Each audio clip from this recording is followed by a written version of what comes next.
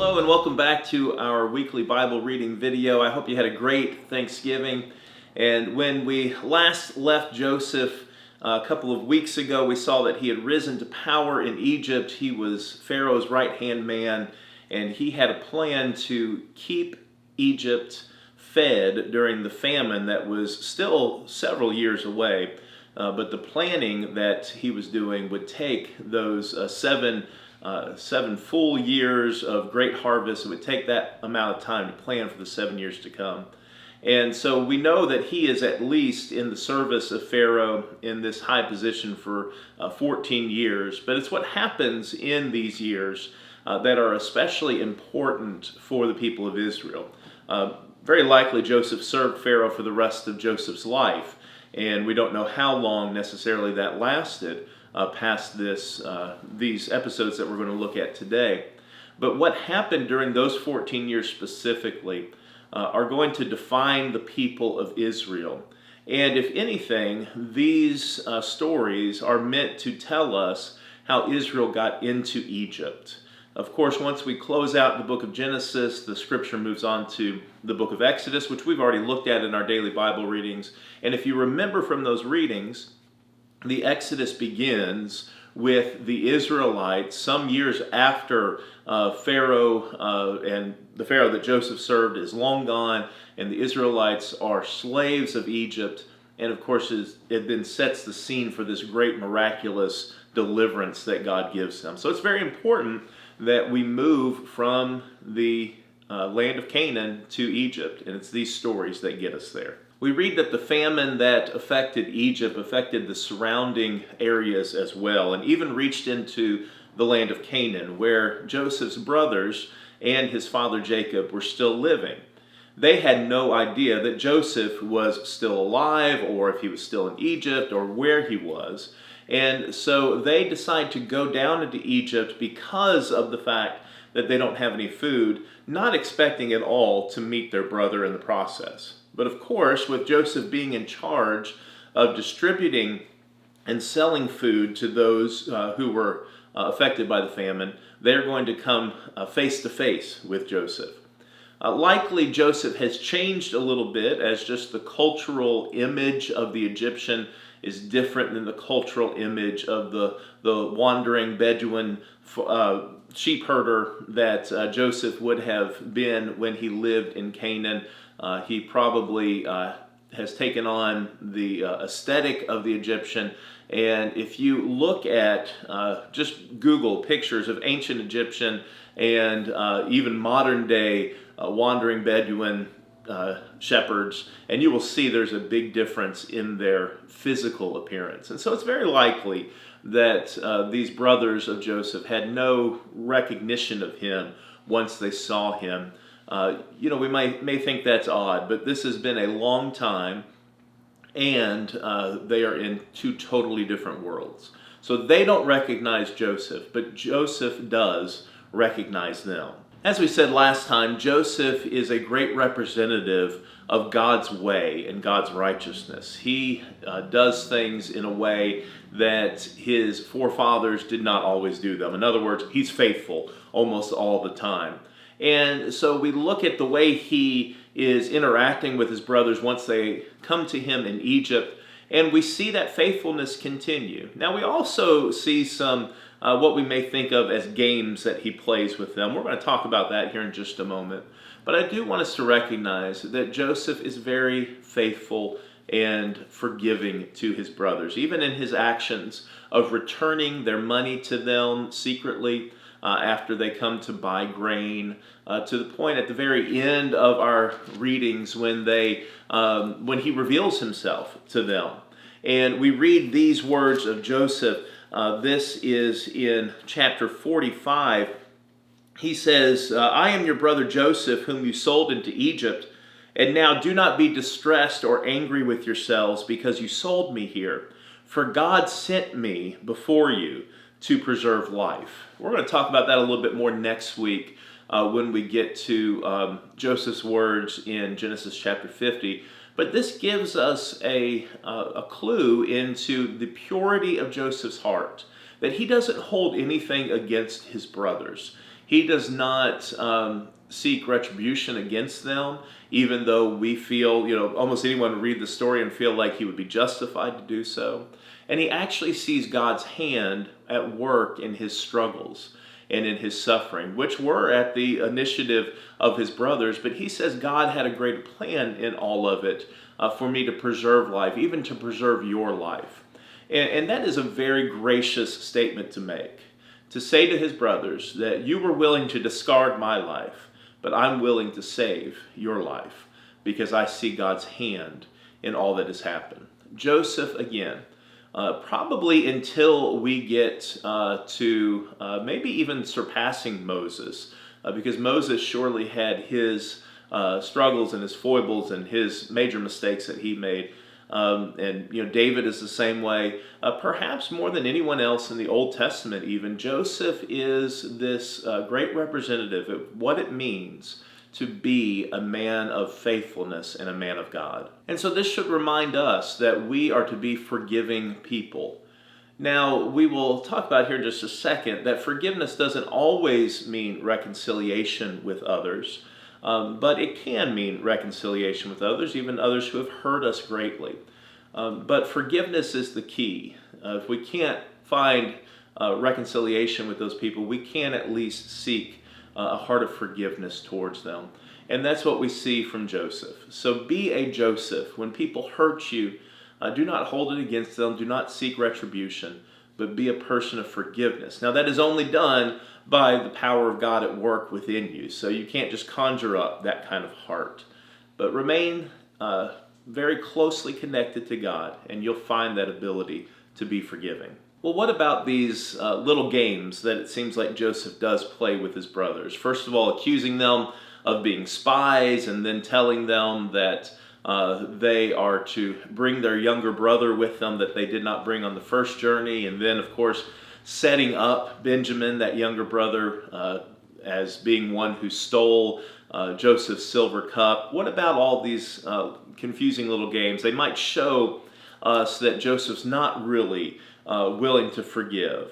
I think, though, that they are actually devices of Joseph to help him discern what's going on.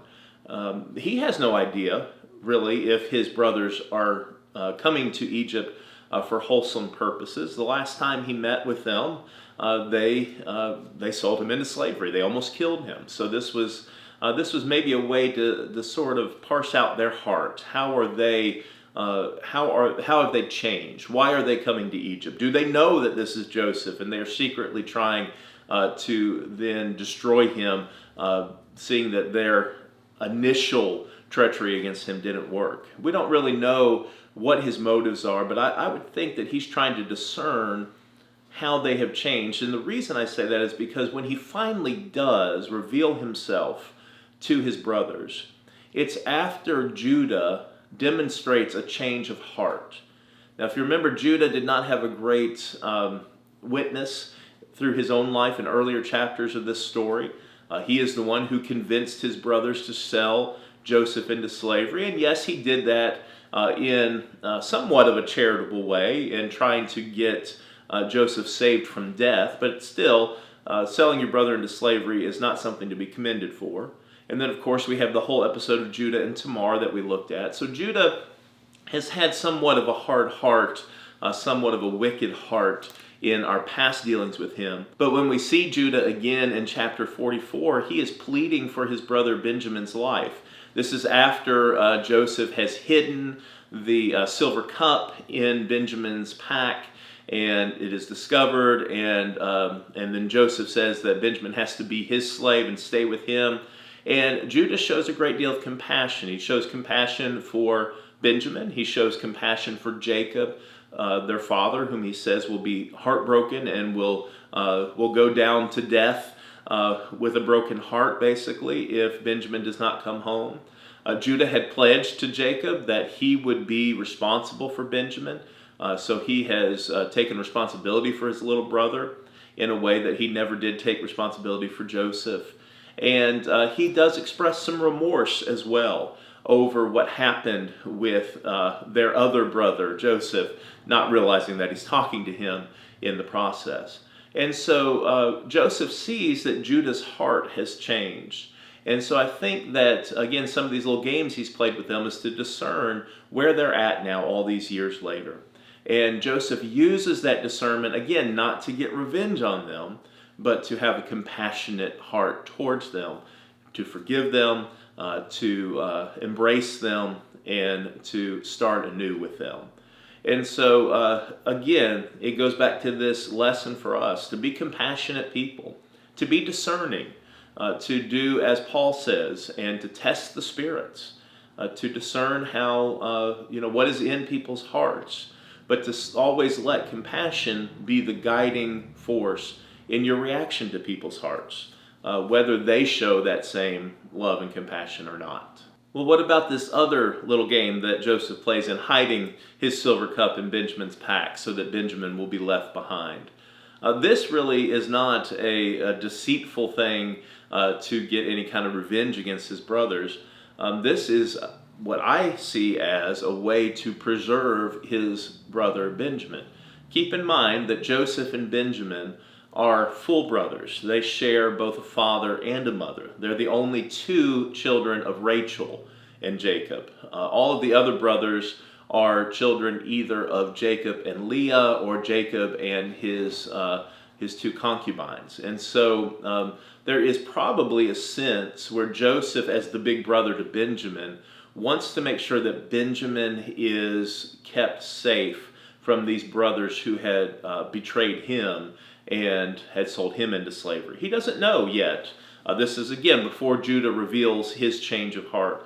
Joseph doesn't know yet that his brothers have really changed. And he may be thinking, I want Benjamin to be here with me so I can take care of my full brother in a way that they won't take care of him. And so this is a way for Joseph to preserve that family line of Jacob and Rachel in such a way that they will be in a place of privilege, in a place of safety, in a place of financial success and security. He's wanting to protect his little brother. And so he doesn't want the others to stay as his servant. He says that he will just take Benjamin as his servant and the rest can go home. It's a sense that Joseph wants to start over in a healthy way for these two brothers, for Joseph and Benjamin, in such a way that they can carry on the blessings of God. But that's not God's plan. And so God wants all 12 brothers to carry on. And so we get this change of heart of Judah. We get Joseph forgiving his brothers. But this is what I was talking about earlier, with sometimes forgiveness, though, doesn't mean necessarily reconciliation. I think in that the original intent of Joseph in wanting Benjamin to come and stay with him in Egypt and then send his other brothers off was an example of, I'm ready to forgive you, but I'm not ready to reconcile with you. And that's appropriate in our own experiences, especially if reconciling with someone would make us vulnerable to being hurt by them in a way that they've hurt us before. If that person hasn't changed, we may forgive them, but we may not want to go back into a situation where we could be taken advantage of again. You think of things like abusive situations. You don't want to enter back into that abusive situation if you're just going to enter into more abuse. And it's similar here in that Joseph didn't know if he wanted to be with his brothers because he didn't know their heart yet. He didn't know their intentions. He didn't know what they would do if they would continue to try to do evil to him and Benjamin. So forgiveness without reconciliation is a reality in life, and I think it's a reality that God can bless in situations where it's dangerous for us to reconcile. But in this situation, God is revealing through Judah's change of heart, he's revealing to Joseph that it is safe to reconcile. And in fact, it's my plan for you all to reconcile. And again, all of that brings us right back to the beginning of what we were talking about earlier in how this story sets up the next movement in salvation history. There is no plan in God's will here for 2 of the brothers to be in Egypt and 10 of the brothers to be in Canaan and them go their separate ways. This is one people, one family, one nation that is going to bless the rest of the world. And so they need to be together. And so instead, though, of Joseph saying, I'm going to go to Canaan with you all, he says, bring my father and our whole family to Egypt. Because that's where they had the greatest security in that moment. And that's where they had the greatest chance to grow into a large nation that could then bless the rest of the world, that the Messiah could come out of. If Joseph had gone back to Canaan with them, they would not have had that security in that place, in that time, to build themselves into a great nation. Now, of course, that security is going to fade away in a few generations as they become slaves. But God's going to handle that as well, as we saw in the book of Exodus. But for right now, it's important that the whole family gets back together so that they can further the blessings of God and further the plan of salvation that God has. Also, Joseph has some very important work to continue to do. He's still in charge of helping Egypt and the rest of the surrounding world get through this famine. And in fact, we see a little bit of the character of his father Jacob in him as he leads Pharaoh into acquiring even greater wealth and power in Egypt by coming up with the scheme of how the people, once they run out of money, can pay for food that they need during the famine. That they give their livestock to Pharaoh, that they give their land to Pharaoh. Sounds a lot like what Jacob did with Laban when he served Laban. But it shows that Joseph not only is a man of pure heart, but he's a very savvy leader in the way that Jacob, his father, was. And so really, again, I just want to emphasize here, Joseph, even though he just appears for, a very few chapters of the Old Testament. And so Joseph gets set up as something that we really don't see until the New Testament and the perfect man of Jesus Christ. So Joseph's a great example for us to be a compassionate yet wise leader and someone who follows God and trusts in God's plan even when things look difficult for us. But the plan was never for them to stay in Egypt forever. And this is hinted at in a promise that Jacob has Joseph make to him. Once father and son are reunited and they decide to move all of Jacob and his family to Egypt, Jacob makes Joseph promise that you will not leave my bones in Egypt after I die, that you will carry me back to be buried with my father, with my grandfather, with my people in the promised land. Joseph makes that promise. In the book of Exodus, we later are told that when Moses leads the people out of Egypt, they take the bones of Jacob with them. And so that is a promise that they will keep, and it is a reminder that while for the moment Egypt is the place for God's people, eventually the promised land of Canaan is where God will do his great works through the people and the nation of Israel. God's plan survives even the most difficult circumstances. And that is one of the major lessons that we learn in the life of Joseph. And it's a lesson that we'll expand on next week as we finish up the book of Genesis. I hope you have a great week. Continue reading and keep learning about God's plan for your life.